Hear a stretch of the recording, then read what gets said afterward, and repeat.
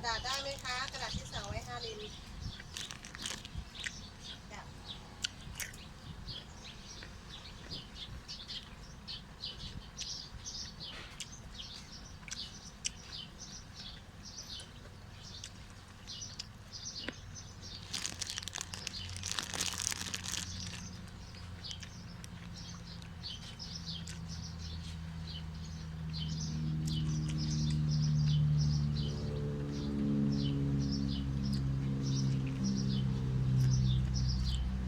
กระดาษได้ไหมวันนี้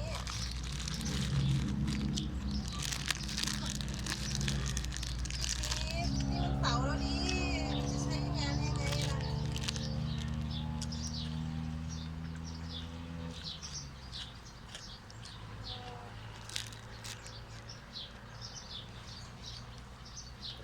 น้องสั่งมาเปิดกี่ลิตร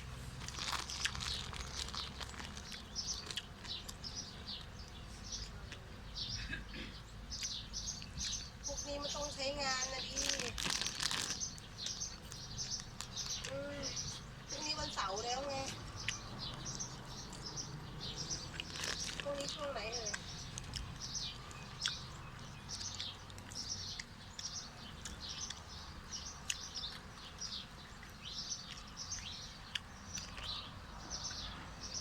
จริงๆอะใช้วันนี้แหละแต่ว่าเฉพาะคืนแล้วนะก็ทำว่านี่แหละเพราะหนูปอเชียวก็มาเขาเรียนก็สามารถนอกต่อข้างเกินนะ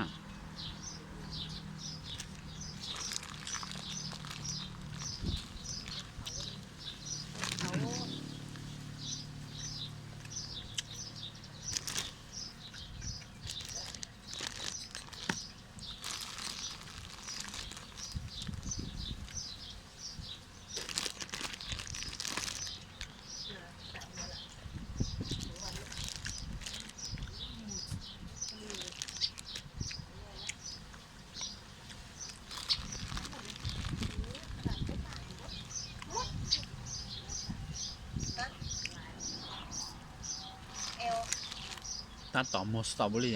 ใช้ให้ผมมอลิงตัวอยู่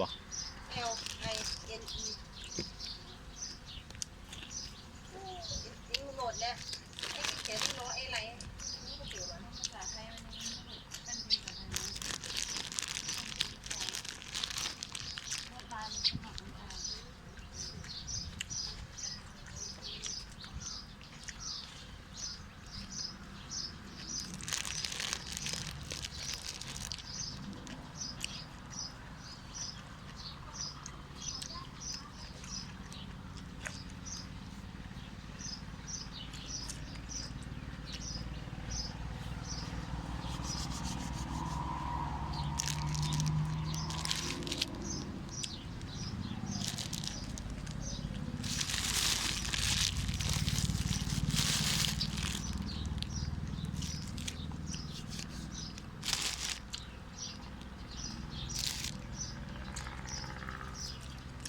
มาจากการสินจี